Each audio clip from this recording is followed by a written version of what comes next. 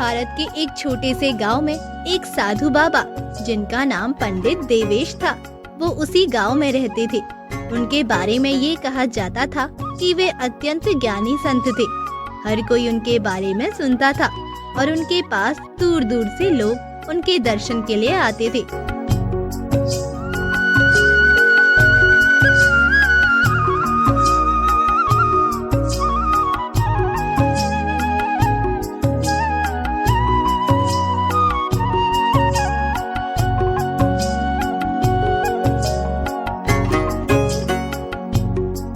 उनका पहनावा साधु जैसा था।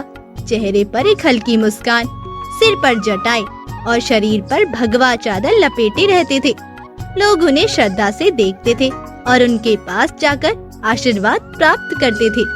वे हमेशा अध्यात्म, ध्यान और योग के बारे में उपदेश देते थे और कहते थे कि जो भक्ति में रहता है वही सच्चा योगी होता है। उनकी वाणी में ऐसी शक्ति थी कि लोग उनकी बातें बड़ी श्रद्धा से सुनते थे।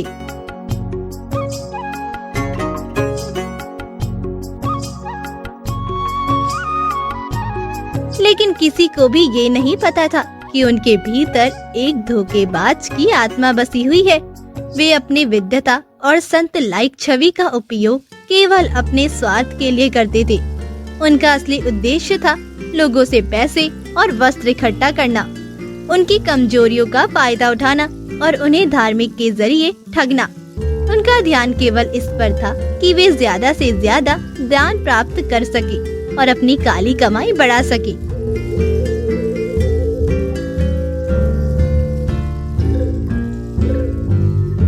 गांव के एक व्यापारी रणजीत ने एक दिन सुना कि पंडित देवेश का आश्रम बहुत प्रसिद्ध है।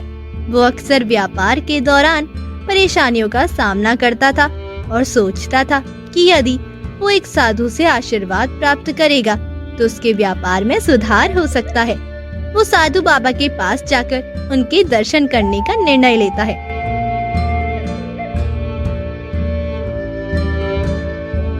अगले दिन रंजीत अपने साथ कुछ कपड़े दान करने के लिए कुछ पैसे लेकर बाबा के पास जाता है।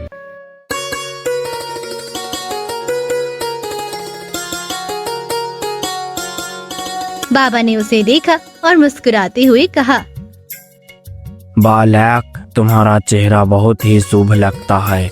तुम सच में आगे जाकर महान कार्य करोगे, लेकिन तुम्हारी राह में कुछ बाधाएं हैं। तुम्हें इन बाधाओं से बाहर निकलने के लिए मेरे विशेष आशीर्वाद की आवश्यकता है। तुम्हें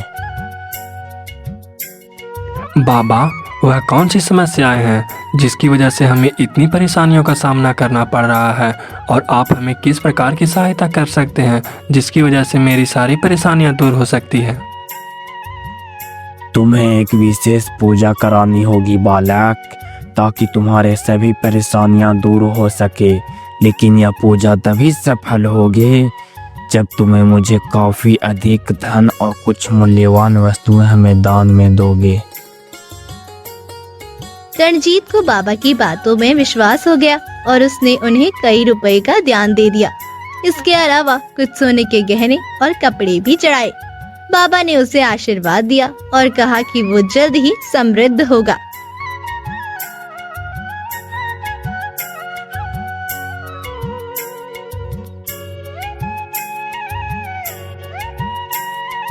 कुछ दिन बाद, अगले कुछ दिन तक रणजीत अपने व्यापार में कुछ अच्छा बदलाव महसूस करता है, लेकिन फिर वो देखता है कि धीरे धीरे उसके व्यापार में कोई खास फायदा नहीं हो रहा है। इसके बाद उसने बाबा से मिलने का निर्णय लिया।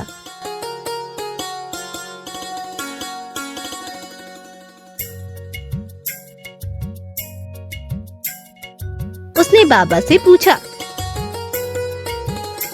बाबा, आपने जो हमसे मांगा वो मैंने आपको दान में दिया और आपके कहे अनुसार ही पूजा किया, लेकिन मेरे व्यापार में किसी भी प्रकार का कोई परिवर्तन देखने को नहीं मिला। क्या मैंने इसके दौरान कुछ गलत किया?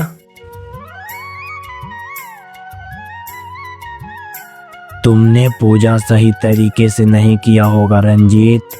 तुम्हें और ज्यादा दान देना होगा। पूजा तभी पूरी सफल होगी जब तुम और ज्यादा वस्तुएं मेरे पास चढ़ाओगे।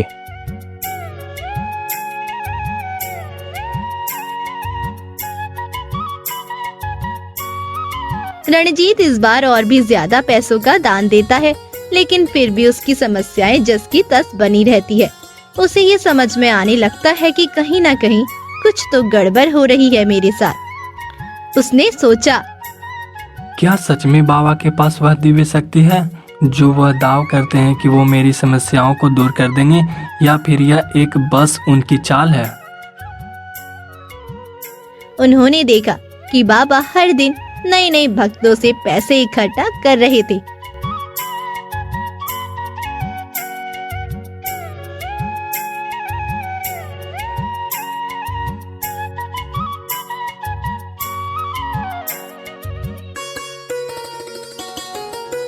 रणजीत ने अपने संदेह को दूर करने के लिए एक योजना बनाई।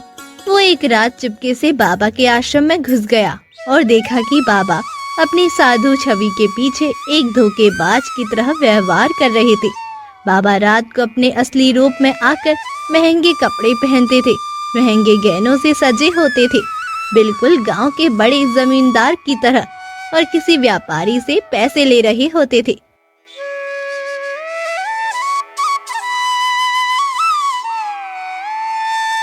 रणजीत ने बाबा के असली चेहरे को देखा और उनके धोखेबाजी के रहस्यों का पर्दाफाश कर दिया। अब उसने फैसला किया कि वो बाबा की असलियत सबको बताएगा। रणजीत ने पहले तो गुपचुप तरीके से कुछ और गांव वालों से ये बात की, जिनमें शिवराम और गीता नामक व्यक्ति भी थे।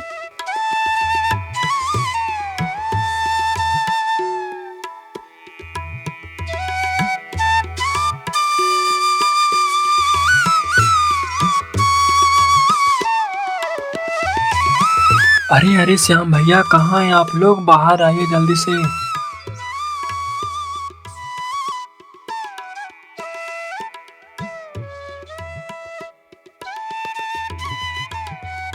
क्या हुआ रंजीत, तुम्हें सुबह सुबह यहाँ आना कैसे हुआ?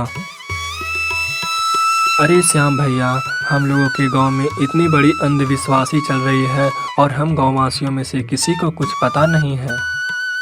अरे रंजीत, हुआ क्या, जो हमें भी तो बताओ।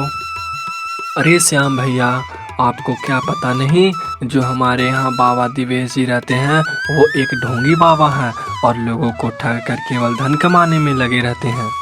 क्या बाबा दिवेश जी ढोंगी हैं? हाँ श्याम भैया, मैं कल रात उनके आश्रम में गया था और उनके दरवाजे के पीछे से छुप कर देख रहा था। रात में वो अपने बनावटी चेहरा को हटाकर महंगे महंगे कपड़े पहन रखे थे और उनके सर पे बाल और दाढ़ी सारा नकली था। पर रंजित, उतनी रात को तुम उनके आश्रम में करने क्या गया था?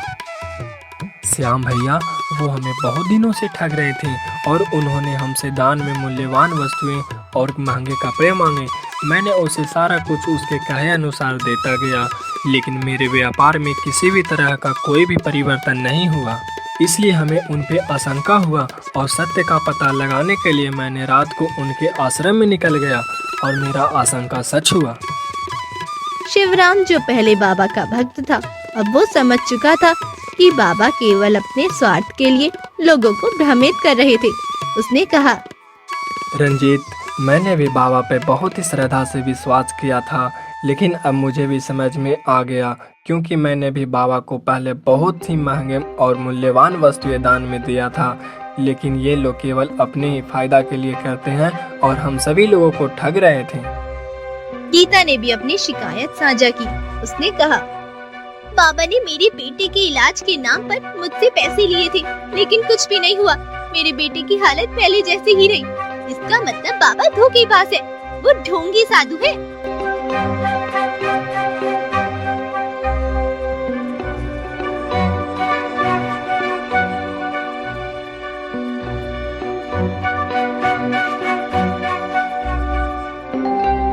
गांव में ये बात बहुत ही तेजी से फैल गई और लोग एकजुट हो गए। उन्होंने तय किया कि अब बाबा का सच सबके सामने लाया जाएगा। वे सभी बाबा के आश्रम में एकत्र हुए और बाबा से सीधे तौर पर सवाल किया। गांव वासियों ने बाबा को घेर लिया और उनसे पूछा, तुमने हमें कितना धोखा दिया है? हम अब तुमसे कोई आशीर्वाद नहीं चाहते। हम तुम्हारी असलियत जानते हैं। बाबा, अब तुम्हें मुझे बाबा कहने में भी शर्म आ रहा है, क्योंकि मैंने तुम्हारे आश्रम में जाकर तुम्हें रात को असली रूप में देख लिया। ये बाल और दाढ़ी सारे के सारे नकली है। तुम इतने दिनों से हम लोगों को ढोंगी बना रहा था। बाबा ने पहले तो सफाई देने की कोशिश की और लोगों से झूठ बोलना चाहा, पर रंजीत ने सारी बात गांववासियों और धोखेबाज साधु के सामने बता दी। जब रंजीत की बात सुनी तो ढोंगी बाबा ने अपनी गलतियों को मान लिया। तुम लोग सही कह रहे हो, मैं केवल अपनी भलाई के लिए यह सब करता था। मेरा उद्देश्य कभी भी तुम लोगों की भलाई करना नहीं था। कृपया आप लोग हमें क्षमा कर दे, अब से ऐसी गलती नहीं होगा। यह गलती का क्षमा तभी किया जा सकता है जब तुम अपने असली रूप को पूरे गांव वालों के सामने दिखाओगे।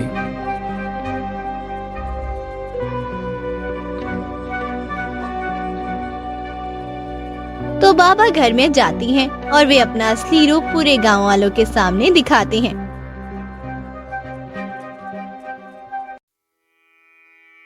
गांव वाले उनका असली रूप देखकर अचंभित हो जाते हैं, क्योंकि बाबा का असली रूप गांव वालों के सबसे बड़े जमींदार का था। उन लोगों को ये विश्वास नहीं होता है कि जमींदार हम लोगों के पैसे से इतना बड़ा जमींदार बना है।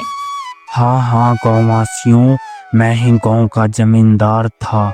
रात में मैं अपनी जमींदारी वसूलता था और दिन में बाबा के रूप में आप लोगों को ठगता था।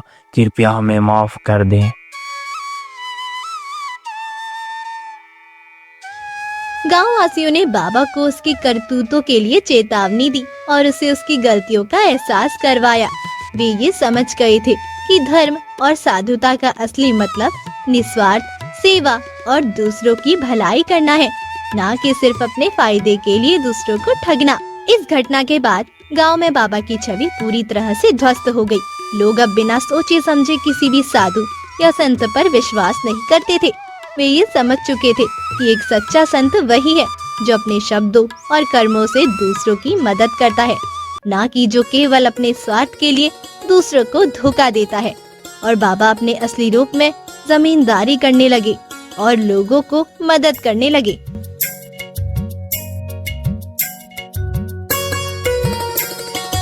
इस कहानी से हमें ये सीखने को मिलता है कि हमें किसी भी व्यक्ति, खासकर धार्मिक या आध्यात्मिक व्यक्तियों के आचरण और कामों को ध्यान से देखना चाहिए। बाहरी रूप से कोई भी व्यक्ति कितना भी धार्मिक और ज्ञानी क्यों न लगे, हमें उसके कार्यों और व्यवहारों पर विश्वास करना चाहिए, क्योंकि असली साधु वही है जो सच्चे दिल से दूसरों का भला करता है।